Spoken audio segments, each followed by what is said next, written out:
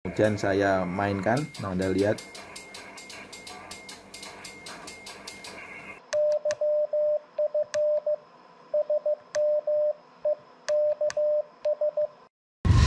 Halo teman-teman semua, apa kabar? Semoga Anda dalam kondisi sehat semuanya.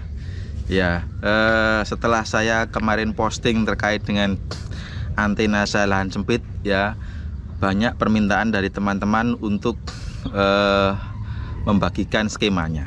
Ya, melalui video ini, ya, saya ingin sampaikan bahwa sebenarnya skemanya itu gampang, ya, tetapi di sini saya akan saya belum bisa memberikan skemanya, ya, karena pasti begini teman-teman, kalau saya berikan skemanya, ya, Anda pasti akan banyak pertanyaan lagi, ya, dan pasti saya jadi pusing, ya. Kenapa begitu, ya? Skemanya itu standar teman-teman. Jadi kalau Anda lihat, ya, di belakang saya seperti ini. Ya, ini seperti ini teman-teman. Ini gampang ini, ya. Ini kan 4 meter. Ya gampang aja 2 meter, ya. Kemudian dikasih loading trap gitu, ya. Loading trapnya ini 21 lilit, ya, pada pipa 3/4. Kemudian sana lagi kira-kira 2 meter. Kemudian ada buat adjustnya, ya, buat menyesuaikan frekuensinya. Sebenarnya hanya begitu saja. Ya, Anda sama tambahkan bracket aja. Ya, skemanya gampang, tetapi yang sulit itu sebenarnya adalah troubleshootingnya, teman-teman. Oke, jadi mohon maaf sekali, ya, daripada saya sampaikan skemanya seperti apa, ya, kira-kira kasarnya seperti itu skemanya, teman-teman. Nah, saya akan sampaikan di video ini adalah bagaimana troubleshootingnya. Ya, ini yang lebih menarik sebenarnya. Ya, troubleshootingnya. Antena HF, ya, troubleshootingnya itu setengah mati, ya. Troubleshootingnya setengah mati. Nah, ini akan saya sampaikan dulu, ya, terkait dengan troubleshooting. Oke, teman-teman, menurut teman-teman, ya, kriteria apa antena yang baik itu sehingga kita punya persepsi yang sama, ya. Jangan-jangan persepsi saya dengan Anda berbeda, ya. Kalau saya, ya, ada beberapa kriteria bahwa antena itu baik, ya. Yang pertama adalah yang bisa dipasang. Antena bagus tapi tidak bisa dipasang, maka ya tidak bisa dipasang, ya. Contoh saya memiliki lahan sempit, kalau saya memasang full size nggak bisa dipasang, percuma, antenanya jadi nganggur, nggak bisa dipasang. Jadi itu menurut saya kriteria yang pertama adalah bisa dipasang di rumah, ya, bisa dipasang. Jadi bisa dipasang adalah kriteria nomor 1. Kriteria nomor 2, ya, kalau saya, ya, kriteria nomor 2 adalah antena pattern, teman-teman. Jadi kalau menurut saya yang nomor 2 adalah antena pattern. Artinya saya pengen komunikasi kemana, mau DX atau mau lokal. Kebetulan 40 meter karena banyak lokal, saya 40 meter lokal saja, sehingga saya karena ini dipole, ya, seperti ini teman-teman, maka antena patternnya artinya yang sebelah sana itu kecil, ya, tapi yang sebelah sini, ya, arah sini itu lebar, artinya besar gainnya, ya, sehingga dengan mengetahui antena pattern Anda jadi tahu kira-kira saya harus menghadap kemana. Ya, karena saya mayoritas saya di Jawa Timur, saya mungkin akan berkomunikasi dengan Jawa Tengah, Jawa Barat, Sumatera, kemudian Bali, kemudian Irian, ya. Meskipun saya juga sebenarnya pengen juga berkomunikasi dengan Kalimantan dan seterusnya, ya. Saya ini hadapkan ke arah barat timur, ya. Pertanyaan lagi, apakah ketika dihadapkan ke barat timur itu Kalimantan tidak bisa? Bisa, ya, tetapi pasti ada kurangnya, ya, dibandingkan dengan Jawa Barat ataupun Bali, ya, karena menghadapnya ke sana, ya, sehingga antena pattern. Kalau model ini kan sebenarnya juga gainnya nggak terlalu besar, ya, teman-teman. Artinya gainnya mungkin, ya, 3 dB atau 4 dB sekitar itulah, ya, karena ini kan dipole, ya, sekitar 2, 3, 4 sekitar itu, sehingga juga nggak besar-besar amat, juga nggak terlalu signifikan. Cuma ada sedikit bedanya, ya, sedikit bedanya. Oke, itu, ya. Yang kedua adalah antena pattern, teman-teman. Kalau saya, ya. Kemudian yang kedua lagi, ketiga adalah saya pengen resonan pastinya, ya. Resonan itu sesuatu yang penting, karena kalau tidak resonan juga tidak bagus juga ya. Nah kemudian bandwidth ya, bandwidth teman-teman. Bandwidth pasti kita pengennya bandwidthnya lebar ya, bandwidthnya lebar ya. Bandwidth itu ya kalau Anda memasang full size, bandwidthnya insya Allah lebar. Tapi kalau misalkan Anda memasang yang pendek ya, mesti bandwidthnya sempit. Nah bagaimana biar bandwidthnya besar ya? Ada literatur bilang begini teman-teman. Jadi kalau ukuran diameter dari antena itu kecil ya, itu biasanya bandwidthnya sempit. Kalau ukur diameter dari elemennya ini lebar atau besar, maka bandwidthnya lebih besar.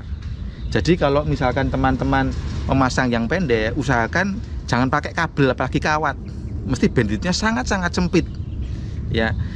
Usahakan menggunakan elemen yang diameternya besar gitu ya, sehingga karena tadi sudah dimampatkan ukurannya ya, dengan dimampatkan ukurannya bandwidthnya jadi sempit, Anda bisa mempertahankan sedikit, at least ya, sedikit lebar dengan cara apa? Dengan cara diameternya dibesarkan ya. Itu terkait dengan bandwidth teman-teman. Kemudian lagi ya, nah oke. Jadi saya akan bercerita teman-teman. Jadi ini dulu antena ini ya, itu bukan saya yang buat ya, bukan saya yang buat, tetapi ada teman yang buat ya. Nah teman itu produknya dulu ada banyak yang beli ini, termasuk saya ya. Tetapi sayangnya begini teman-teman, dulu waktu saya beli antena ini ya, dan kemudian saya pasang, itu tidak bisa saya gunakan ya, dan banyak teman juga akhirnya tidak bisa digunakan juga ya. Nah pertanyaannya, apakah antenanya yang salah? Ternyata setelah saya teliti, bukan antenanya yang salah. Oke teman-teman ya, jadi dulu saya memasang antena ini pertama kali ya, itu tidak bisa dipasang, SWR tidak ketemu sama sekali, tidak bisa digunakan ya. Apakah antenanya yang salah? Bukan teman-teman, ternyata saya yang tidak bisa masang ya. Jadi cukup unik teman-teman, cukup unik. Jadi kalau Anda lihat ya, ini lingkungan saya seperti ini, Anda lihat ya, seperti ini. Nah dulu sebelum saya pasang, jadi Anda lihat ya, di sini ada genteng ya. Genteng ini yang nyangga adalah galvalum ya. Galvalum itu metal ya. Dulu ketika saya pasang ya, itu enggak bisa di sini karena ini bawahnya adalah baja ya, baja ringan. Anda lihat ya, jarak antara antena itu, elemen itu ya, elemen itu dengan ini itu hanya sekitar 80 cm aja, 1 meter enggak ada teman-teman ya. Memang sebenarnya solusi yang mudah adalah meninggikan antena saya ini ya, jauh ya dari sini. Is okay ya, itu solusi yang paling gampang. Tapi bagi saya agak sulit karena di tempat saya ini anginnya kencang sekali ya, jadi membahayakan sekali dan dekat sekali dengan bandara ya. Saya takut mencolok dan seterusnya. Nah akhirnya tetap saya usahakan tidak terlalu tinggi teman-teman. Jadi tidak terlalu tinggi ya. Nah tetapi di sini ada problem bahwa elemen itu ya, ini dengan galvalumnya itu sangat dekat, dan itu membuyarkan semuanya ya, membuyarkan semuanya atau menghancurkan semuanya. Jadi akhirnya hasilnya tidak baik gitu. Itu yang dulu awal-awal saya pasang begitu ya, SWR-nya tidak ketemu. Kemudian saya sudah mencoba berbagai macam antena juga dulu, dari inverted V, kemudian saya pasang lagi basoka ya, double basoka. Nah itu juga tidak ketemu ya, tidak ketemu. Jadi sulit sekali. Nah terakhir itu ternyata begini troubleshootingnya teman-teman, bahwa karena jadi problemnya memang di ini, di atap saya ini. Atap saya ini adalah galvalum ya. Jadi ini yang membuyarkan semuanya. Dan solusinya itu seperti ini. Dulu saya antena itu menggunakan balun, teman-teman. Ya, balun. Artinya balun itu luar biasa. Balun itu adalah dia bisa menyeimbangkan antara beban kanan dan beban kiri, ya. Artinya ketika misalkan di sana itu, anggap saja kalau saya satuannya volt misalkan ya, saya ukur tegangannya saja. Kalau di sana itu 100 volt, maka di sini adalah min 100 volt. Itu balance ya. Nah, tetapi di kasus saya yang ini itu menjadi momok gitu ya, menjadi momok gitu ya. Kenapa bisa menjadi momok? Ya karena kalau di sana Anda lihat ya, itu di sana itu adalah ujung itu adalah 100 volt dan di situ adalah min 100 volt ya, dan AC ya. Nah itu jadi melompat ke jaringan saya, dan ini akhirnya ini seolah-olah rumah saya yang ini itu menjadi elemen, menjadi satu ya. Itu adalah konsep near field ya, atau medan dekat ya, karena ini sudah masih termasuk medan dekat, teman-teman. Jadi ini masih termasuk medan dekat ya, sehingga mesti ini jadi elemen. Kalau di sana itu apa namanya, ada sumber tegangan ya, ada sumber tegangan, jadi secara near fieldnya ini jadi diakui elemen. Artinya apa? Artinya elemen yang sini itu sudah semuanya plus itu, jadinya kan tidak sama konsepnya ya, konsepnya jadi salah gitu. Nah akhirnya solusinya seperti ini, teman-teman. Solusinya adalah saya akhirnya harus membuat ini jadi unbalance ya. Unbalance artinya di sini dan di sana itu tidak balance ya. Di sana saya posisikan sebagai groundnya, di sana sebagai innernya. Nah akhirnya begini ya, dari persepsi saya itu adalah di sana ya jadinya agak naik tegangannya nanti. Jadi kalau balance itu 100 min 100, saya membayangkan di sana itu mungkin 150 lah ya, di sana tinggal 50. Jadi artinya di sini sebelah sini sudah yang sebelah sini itu sudah kecil ya, sehingga apa, efek kesininya itu tidak terlalu besar ya. Itu teman-teman, sehingga akhirnya saya tidak memasang balun ya dengan harapan seperti itu, dan hasilnya tepat ya, hasilnya tepat teman-teman. Ini kalau tidak pakai balun aslinya ya, aslinya kalau tidak pakai balun itu sekitar 1,5 ya SWR-nya ya, 1,5 SWR-nya. Tapi kalau saya pakai balun sudah buyar semua ya. Saya sudah mencoba berbagai macam balun ya. Saya kira dulu balunnya yang rusak, saya menggunakan balun yang buatan pabrik ya, itu juga sama. Kemudian saya buat lagi juga sama ya. Saya sudah mengganti balun 3 balun, ternyata hasilnya sama ya. Tetapi ketika balusnya dilepas, bagus gitu ya, SWR-nya bagus. Meskipun SWR itu bukan utama bagi saya ya, artinya SWR kalau saya 1,5 is okay ya. Tetapi SWR itu sesuatu yang nomor sekian menurut saya ya, teman-teman. Artinya ketika SWR-nya besar misalkan 2, itu enggak masalah karena masih bisa nanti dicun. Habis ini akan saya sampaikan ya bagaimana kita memainkan SWR ya. Tapi intinya begini juga, apakah SWR tidak penting amat? Ya lumayan penting. Bagaimana kalau SWR-nya kemudian ini 10 ya, tidak bisa diapa-apakan. Tapi kalau SWR-nya 3, 2 is oke lah, masih bisa di-adjust teman-teman. Oke. Ya oke teman-teman.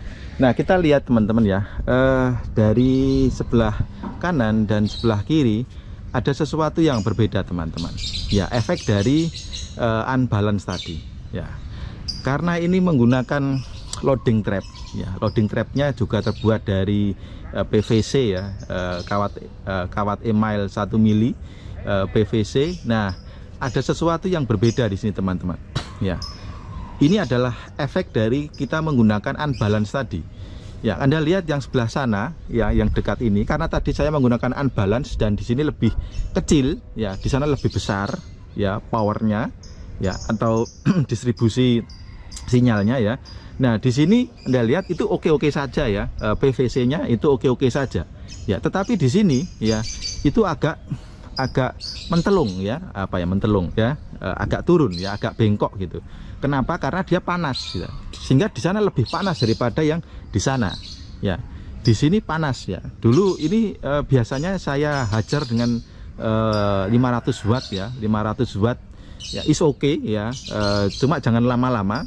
Kalau 100 watt is normal saja, insya Allah. 200 oke ya, 300 sampai 500 mungkin akan lama-lama mentelung di situ ya. Nah, sehingga sekarang saya hanya menggunakan 100 watt ya. 100 watt is aman ya.